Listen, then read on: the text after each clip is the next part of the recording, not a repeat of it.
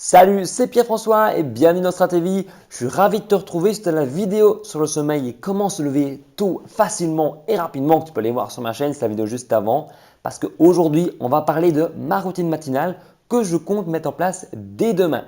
Voilà, si tu le sais ou pas ou non, je commence un nouveau travail dès demain et je dois me lever beaucoup plus tôt que ce que je faisais auparavant, notamment pour une question de transport.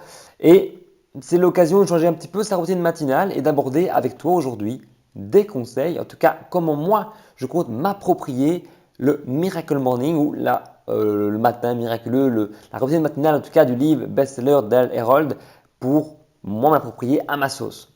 Donc voilà, comme je te disais, ce livre, le Miracle Morning, il aborde la routine matinale qui dit que la première heure, c'est l'heure la plus importante de la journée et qu'elle va conditionner le reste de ta journée.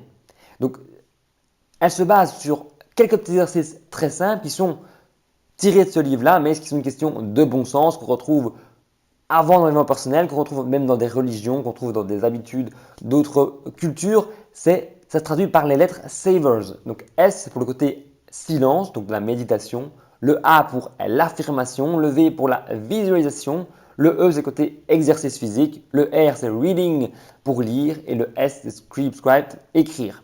Donc ça, c'est un petit peu les exercices que lui préconise. Donc c'est 6 fois 10 minutes, voilà, la journée, elle commence bien comme ça. Et moi, je voulais un petit peu m'approprier ça à ma sauce parce que je trouve que c'est pas très calibré pour mon matin et pas très calibré pour les matins en général. Je pense qu'il y a des choses qui sont adaptables, un petit peu changeables. Évidemment, de mes souvenirs, enfin, en tout cas, la lecture de ce livre-là remonte un petit temps, mais je ne suis pas sûr qu'il disait que tout devait être fait le matin. Et je pensais m'avoir lu quelque part qu'on pouvait adapter ces petits exercices qui étaient des fonctions de base, des éléments personnels, entre guillemets, qu'on pouvait mettre au fur et à mesure de la journée différemment.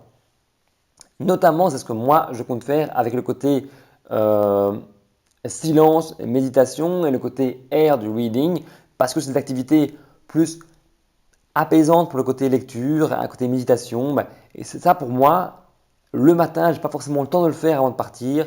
Donc je préférais me dire ça c'est plutôt le soir pour se détendre. Comme je te le disais dans la vidéo avant sur plus la routine avant d'aller dormir, se mettre dans une condition plus apaisante. Donc c'est plus des choses que je garderais pour le soir avant d'aller dormir. La première chose que je voulais te répéter, c'est que quand le réveil sonne, pouf, on se lève parce que c'est prouvé que ça n'apporte rien de rester 15 minutes, une demi-heure au lit. Et une fois qu'on est sorti, moi je voulais commencer avec ce nouveau système que je mets en place que je l'ai appelé, donc c'est EPAT Vie. Donc rien à voir avec Stratégie. D'ailleurs, EPAT Vie, c'est les premières lettres qui sont venues, donc il n'y a pas non plus de quoi calquer. Ça peut se baser sur le modèle se baser sur le modèle du Miracle Morning, le mettre un petit peu à ma sauce. Je t'explique tout ça. Le but, c'est de mettre en place une habitude, une routine, un peu comme le Miracle Morning, pour dès que tu te lèves, tu puisses te dire j'enchaîne activité, activité, activité, que tu n'aies pas forcément à réfléchir et comme un minimum de temps, ça devienne inconscient et des choses qui soient bonnes pour ton développement personnel et bonne préparation du matin. Donc, EPAT vie, c'est le E, c'est pour l'EPAT. Qu'est-ce que je dis moi? Le E, c'est pour l'éveil. Éveil et exercice, un petit peu comme dans le Miracle Morning. Pourquoi? C'est l'éveil des sens, comme je te le disais hier dans la vidéo du matin quand on se réveille. C'est à travers la musique, à travers la lumière, à travers un déjeuner, goûter, l'eau, etc. L'odeur du café, l'eau froide, si on prend une douche, etc. Et à travers des petits exercices aussi physiques où, voilà, là, c'est l'occasion de faire un petit peu de sport, quelques pompes pour le côté en forme et sportif. Donc, c'est vraiment le côté éveil. Donc, ça, c'est le E pour dire à son réveil, à son corps, il faut se lever, c'est le moment, la journée commence. Le P, c'est pour petit déjeuner. Ensuite, voilà, c'est 15 minutes pour prendre son temps de déjeuner. Ça s'associe avec le E de l'éveil, parce que là, ça va plus te traduire l'essence du goût, de l'odorat. Et voilà. Donc, c'est toujours le côté d'éveiller l'essence. Et j'avais lu aussi une fois que le déjeuner, c'était bon de le prendre assez rapidement après son réveil. Je ne sais plus pour quelle raison, mais que voilà, c'est mieux ça que après 2-3 heures à 10 heures par exemple. Donc, moi, je prends le déjeuner assez rapidement. Et après le E, le P, A et du T. A et T, c'est quoi? Le T, c'est pour la toilette, c'est le moment de se laver les dents, de mettre du déo, de partir, mettre du parfum, enfin, un peu s'apprêter, c'est la toilette en général. Et assimiler à ça le A, c'est le moment où on se retrouve devant une glace et c'est le moment de faire ses affirmations, faire des phrases positives à soi pour se motiver, se booster sa journée. Et une fois qu'on a fait ces affirmations et qu'on est prêt, propre sur soi avec le côté, le petit déjeuner est fait, tout est plié.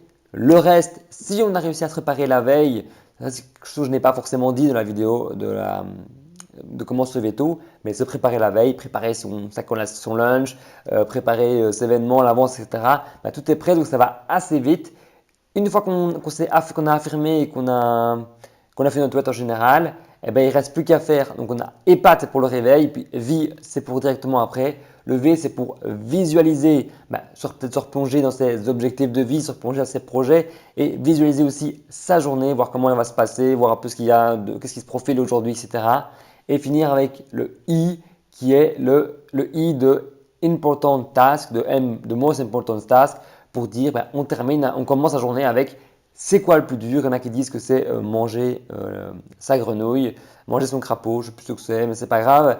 C'est commencer par ce qui est le plus dur et laisser les tâches les moins importantes après. L'occasion, c'est de se dire qu'une fois qu'on a fait notre routine matinale, qu'on est prêt, qu'on voit plus ou moins à quoi s'attendre, après, on a commencé par les tâches qui sont les plus importantes. Comme ça, on peut se dire qu'à 9h, 10h, 11h, même si la journée s'arrêtait là, on a fait ce qu'il va faire aujourd'hui. Donc voilà, c'était un petit peu ma routine matinale et pas de vie. Peut-être que j'aurai l'occasion d'approfondir ce concept à un autre moment. Toujours est-il que tu peux reproduire ça. Moi, je vais tester dès demain. Je te donnerai des nouvelles à propos de ça.